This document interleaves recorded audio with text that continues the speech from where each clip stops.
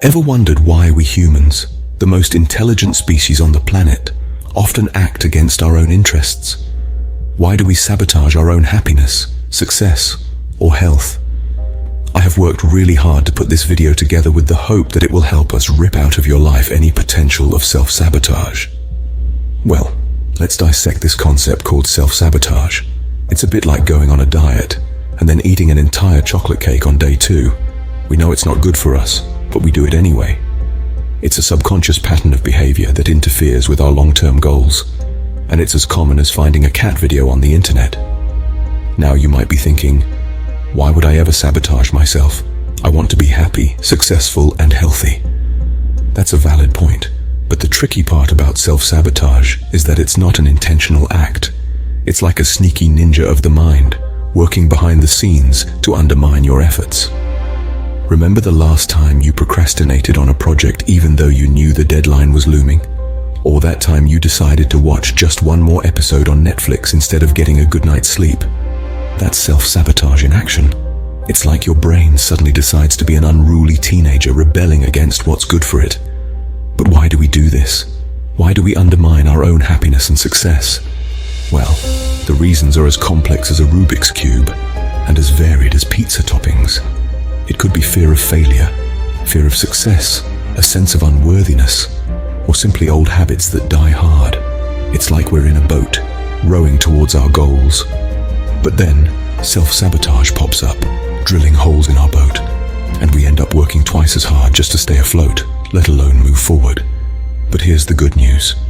Once we recognize these patterns and understand how they operate, we can start to change them.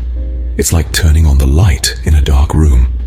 Suddenly, the scary shapes turn out to be just ordinary furniture. Now that we've dipped our toes into the murky waters of self-sabotage, let's dive into the symptoms. Ever found yourself stuck in the past, like a broken record, replaying old memories? Congratulations, you've just discovered symptom number 1. We're all guilty of getting lost in the maze of our past, aren't we? It's a place filled with nostalgia, regrets, and what-ifs. But when we start to overindulge in these memory trips, we unknowingly sabotage our present and our future. Imagine you're driving a car, but instead of looking at the road ahead, you're constantly gazing in the rearview mirror. Sounds dangerous, right? That's exactly what happens when we focus too much on the past. It's like driving through life with our eyes glued to the rearview mirror. We risk crashing into the obstacles of the present and future because we're too busy looking backwards. So let's shift gears and start looking forward. Remember, the past is a place of reference, not a place of residence. Harness the lessons it offers and use them to fuel your journey ahead. If this video is helping you, please support me with a like. Thank you. Do you often find yourself focusing on what you don't have rather than what you do have? Now consider this. You're at a party, sipping on your favorite beverage. Suddenly, you realize your glass is half empty. Do you start lamenting the loss of the other half? Or do you savor the remaining drink? This is the empty glass syndrome, a fancy term for focusing on what's missing in our lives rather than appreciating what we have. Imagine if we applied this thinking to other aspects of our lives. Oh, I wish I had a yacht like billionaire Bob. Or if only I had hair like Fabio. Sounds silly, doesn't it? Yet many of us are guilty of this thinking, and it's a fast lane to self-sabotage. When we're always looking at what we lack, we forget to cherish what we have. We end up in a perpetual state of dissatisfaction, always seeking, never content. So folks, let's start counting our blessings, not our problems. Please subscribe to this channel to support this channel and we grow together in 2024. Ever find yourself comparing your behind the scenes with someone else's highlight reel? This is the comparison game, and it's a dangerous one to play. We scroll through social media, admiring the flawless lives of others, and we wonder why our own existence doesn't measure up. We scrutinize our looks, our careers, our relationships, and our achievements, stacking them against the carefully curated images we see online. This form of self-sabotage is insidious because it's so easy to fall into. It's so tempting to look at someone else's life and think, if only I had what they have, then I'd be happy. But this is a trap. It's a downward spiral that only leads to feelings of inadequacy and self-loathing. The truth is, nobody's life is perfect. Everyone has challenges and struggles that they don't broadcast to the world. So, instead of comparing yourself to others, focus on your own journey. Remember, the only person you should be comparing yourself to is the person you were yesterday. If you are finding this video useful, please share it with someone you care about. Let's help one another make the best out of 2024. Ever found yourself distracted from your goals like a cat distracted by a laser pointer? Well, welcome to the club, because you're not alone.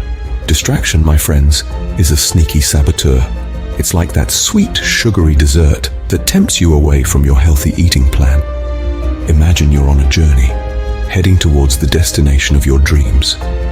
Suddenly, a shiny object catches your eye, pulling you off the road and leading you into a maze of unproductive activities. Before you know it, you've lost sight of your destination, your goal.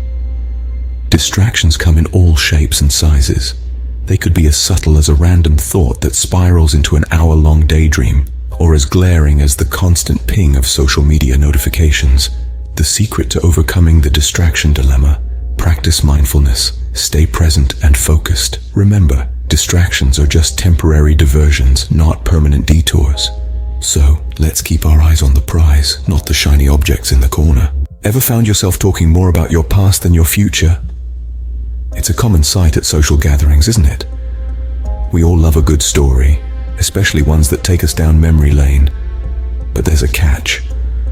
When our conversations are dominated by tales of yesteryears, we might be unknowingly sabotaging our progress. You see, our words are a reflection of our thoughts. If we're constantly discussing past events, it's likely that we're also dwelling on them in our minds. And when our minds are tethered to the past, they have less room to envision a brighter future. Talking about past experiences isn't inherently harmful. It becomes a problem when these conversations overshadow discussions about our dreams, our goals, and our plans for growth. Our friends and family should be our sounding boards for progress, not just our personal historians. Remember, we should be focusing more on where we're going, not where we've been. Ever found yourself obsessing over things you can't control? You're not alone. Many of us have found ourselves in a vortex of worry, where we're endlessly circling around events, people, or circumstances beyond our grasp. It's like trying to change the weather with a wish. It just ain't happening. It's easy to let the uncontrollable consume our thoughts. The market is fluctuating. The government isn't making decisions we agree with. Or maybe people in our lives aren't behaving how we'd like them to. But here's the kicker. Focusing on these uncontrollable factors isn't just useless, it's self-sabotaging. When we spend our time and energy on what we can't control, we're taking away from what we can control. Our actions, our attitudes, our responses. It's like trying to steer someone else's boat while ours is sinking. So, let's focus on what we can control and let go of what we can't. After all, there's no point in being a control freak if we're controlling the wrong things. Ever found yourself easily discouraged, like a child who's just been told there's no more candy? It's as if you're standing in front of a candy store, nose pressed against the glass, eyes wide with anticipation, only to find out that all the sweets have vanished. Poof, gone. Just like that, your bubble of enthusiasm pops, leaving you deflated and disheartened. This is our final symptom of self-sabotage, the discouragement downfall. Now, discouragement in itself isn't bad. It's a natural human response to setbacks. But when we crumble at the slightest hint of a challenge, when we allow that discouragement to dig its claws in, that's when it becomes a problem. Imagine this. You're a knight in shining armor, off to slay the dragon of your dreams. Yes, you heard it right. Your dreams are dragons, majestic, elusive, and slightly terrifying. But just as you're about to embark on your quest, you see a mouse scurry across your path. You shriek, drop your sword, and run back to the safety of your castle, leaving the dragon untouched. That's what easily getting discouraged looks like. It's like wearing armor made of paper, ready to tear at the slightest touch. It can sabotage our resilience and determination, making us give up before we've even started. It's the equivalent of canceling your gym membership because you couldn't lift the heaviest weight on your first day. It's like refusing to cook because you once burned a batch of cookies. But here's the thing, discouragement doesn't have to be the end. It can be the beginning of resilience. It can be the starting point of determination. It can be the first step towards slaying your dragons. So, laugh in the face of that mouse, pick up your sword, and charge head first into battle. Remember, the world isn't going to run out of candy. There will always be more challenges, more opportunities, more chances to prove yourself. Remember, courage doesn't mean not feeling fear. It means feeling fear and pushing forward anyway.